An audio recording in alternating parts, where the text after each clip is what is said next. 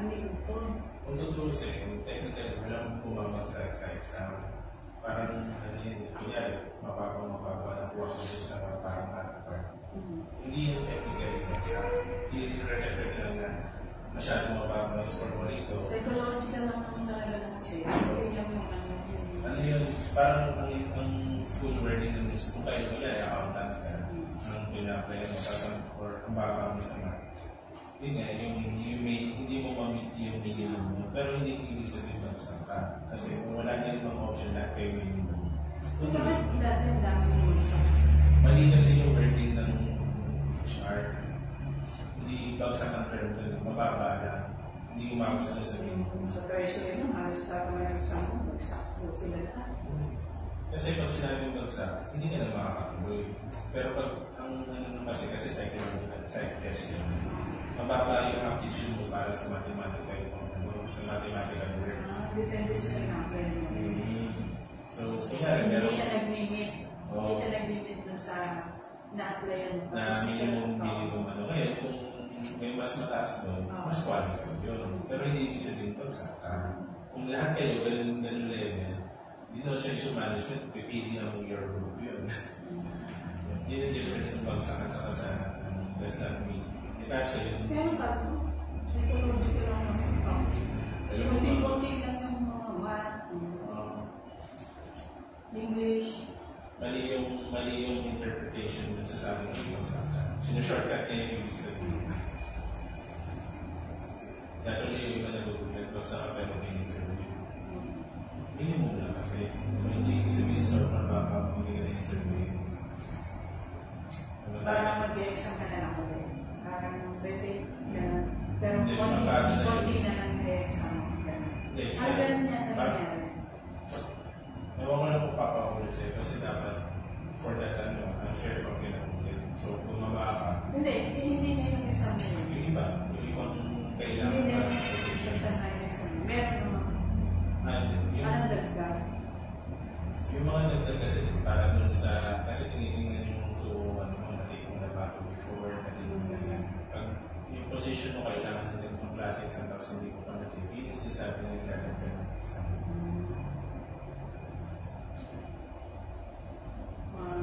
Matataas na ito yung mga dagdag. Ayun sa mga technical skills needed.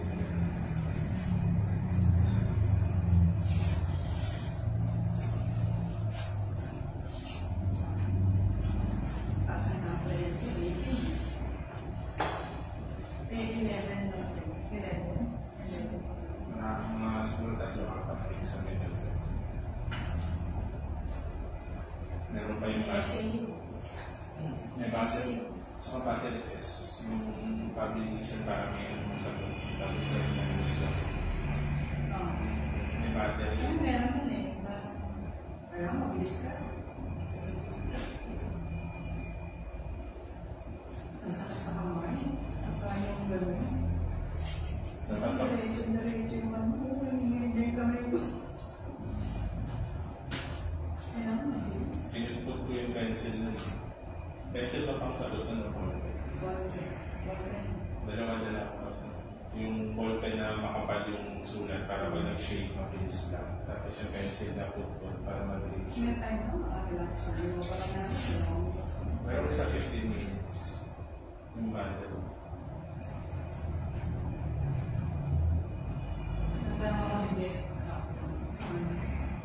Madali yung rice. Madali lang. Kaya-kaya lang.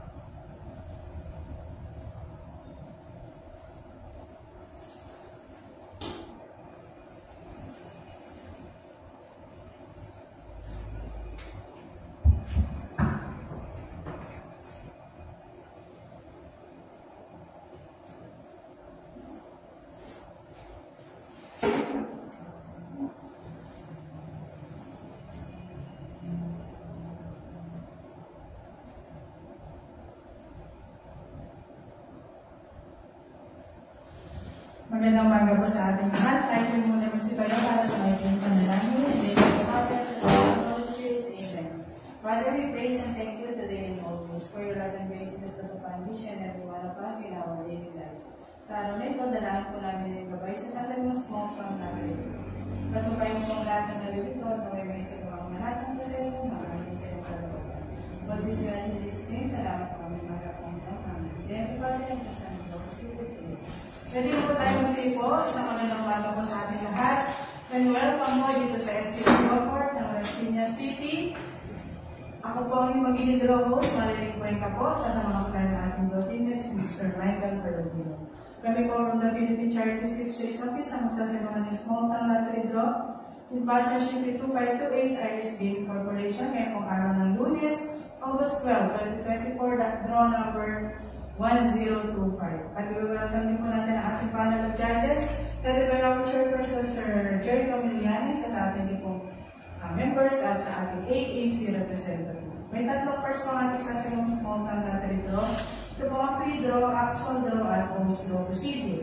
Sa pre-draw procedure naman po ay natin sa limang bahagi. Ang draw machine inspection, draw machine testing, inspection and verification ng official double case, weighing of official drawballs at loading of official drawballs sa ating draw machine. Para simulan po natin ang ating pre-draw procedure, imitan natin ang ating panel of judges para po inspection din ang ating draw machine. Okay, sigurado naman po, Sir Ma'am, na wala po tayo makita ng bagay na maaari po makasagama sa ating isasagawa ng action. Salamat po. Salamat po. Okay po, maraming pong salamat. Isunod na po natin ang ikalawang bahagi, ang draw machine testing. Reload na po ng test balls ng ating draw machine. Obserbahan lamang po kung pipilitin ko ng 2 beses.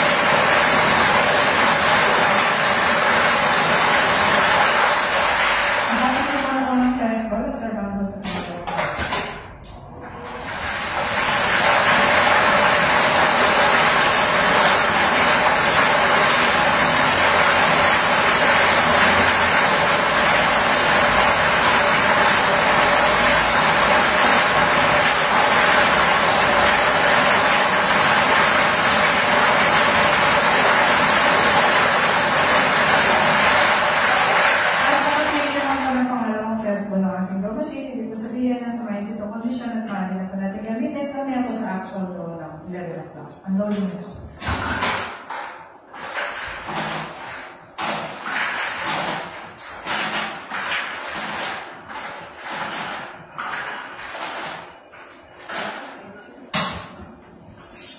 Naman po natin sa saluhan ang ganong bahagi ang construction and verification ng official double case. Kasi po nakapatang at ang reason niya po is 7.5636. Salamat po, sir. Ipusan po sa laban ng ating panel of judges para po mga sigurado kompleto ang ating official double case. Double check po. Salamat po. At sa sunod na rin po natin ang rating of official double case. Bago po wala, may graduation na po sa 2.5 hanggang 2.7.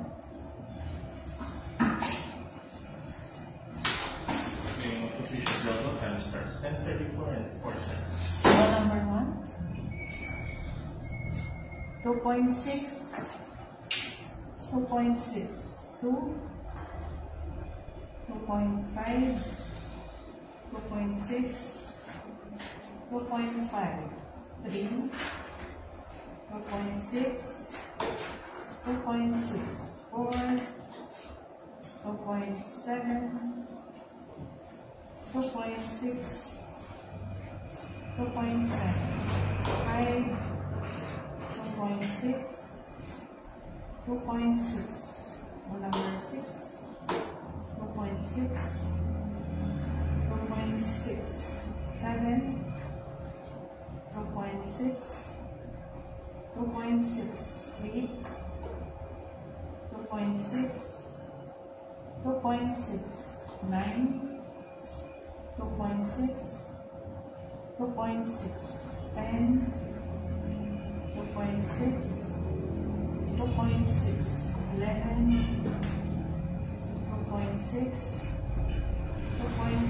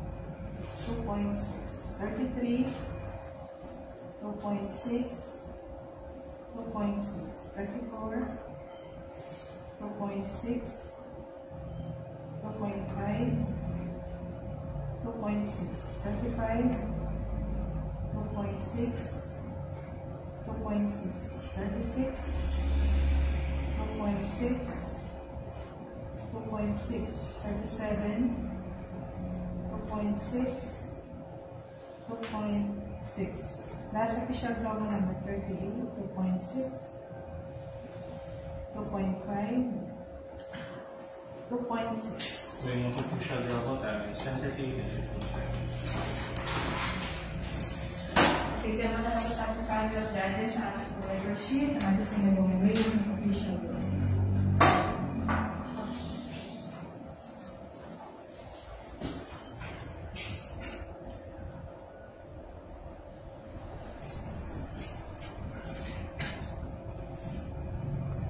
Susunod na po natin ang loading of official robots sa ating draw sheet. Schedule number 1, 1 to 10. Well, number 1, 2, 3, 4, 5, 6, 7, 8, 9, and 10. Schedule number 2, 11, 12, 13, 14, 15, 16, 17, 18, 19, and 20.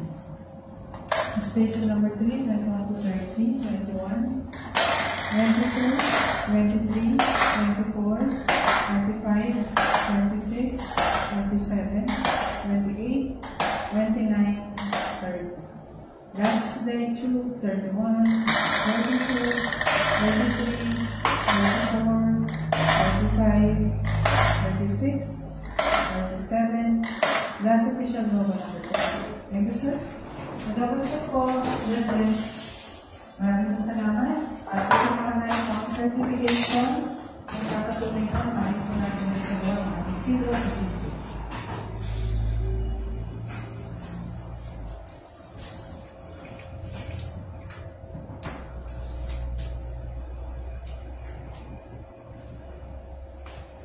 Dito naman yung para sa ating redraws, tanggay po muna para sa ating 11 o'clock po. Magandang umaga po sa lahat.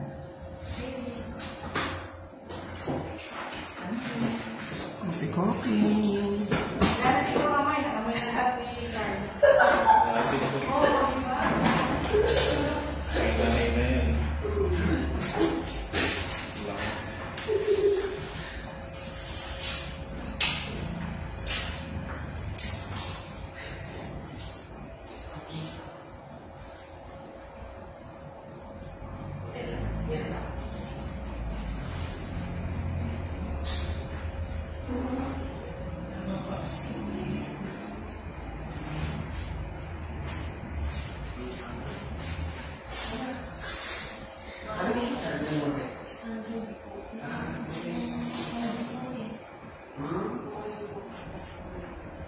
Ay na yan.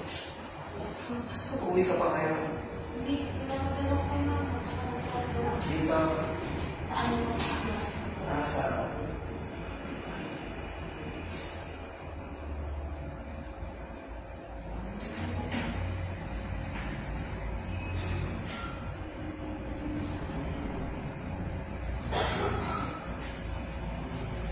Ikaw mo na eh. Isa sa kwarto.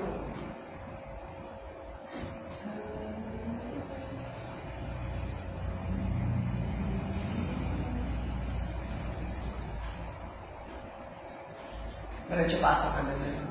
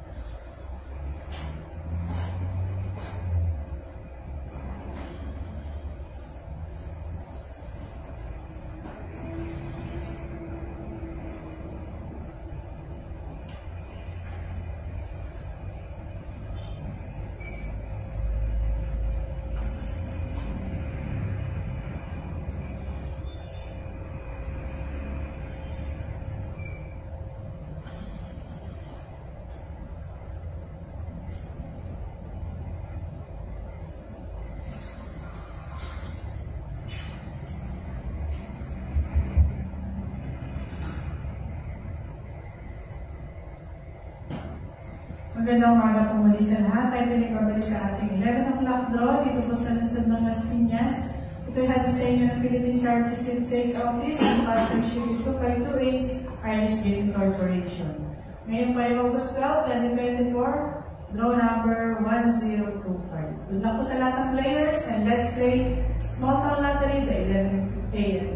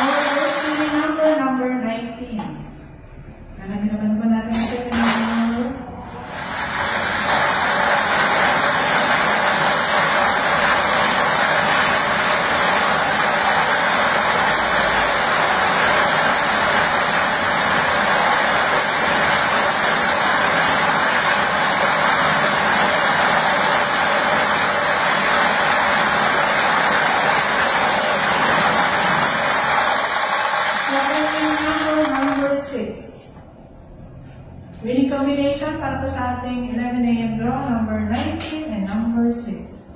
At papipirmahan na po sa ating final judges, ating pong official draw results, at susunod na po natin ang poster. Standard po.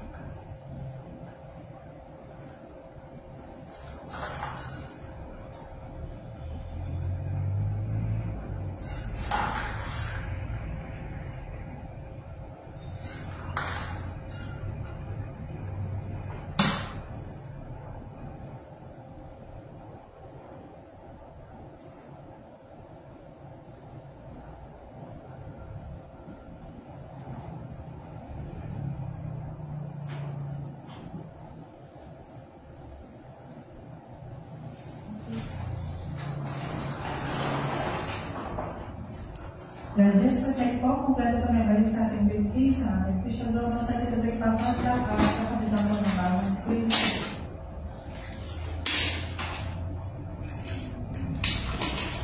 At ang bagong quiz yung number po, 8755-637. Match po. Salamat po, sir.